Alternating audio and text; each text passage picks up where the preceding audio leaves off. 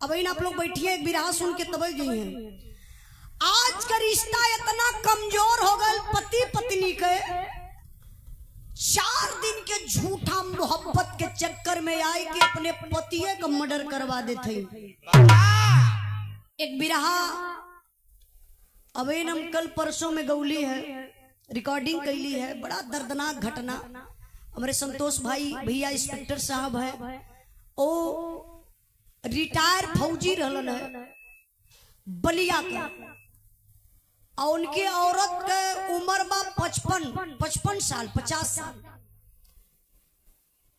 अब पति का उम्र रहा 60 बरिस तब तो रिटायर हो गल। अब वही उम्र में वो पत्नी की हवस जाग गल।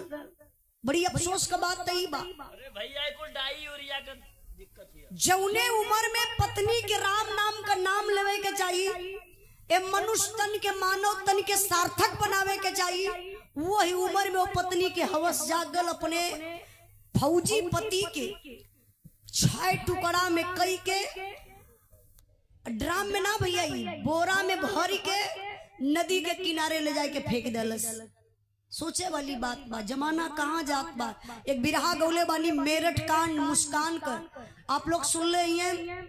पति के रुपया से इतना आयश करत रहल, आरामों से रहत रहल, वही पति के 15 टुकड़ा में कई के नीला ड्रम में रख के और के सीमेंट का घोल डाल के पैक कर दहलस। इतनी हिम्मत है नारी लोगन की अवत कहाँ बा। अब एक छिपकली देख लिए तो इतना जोर चिहुक के भगी है, बुझाई कि हाथी अब घोट जाई, मगरमच्छ खा जाई एक बार में। लेकिन नारियों को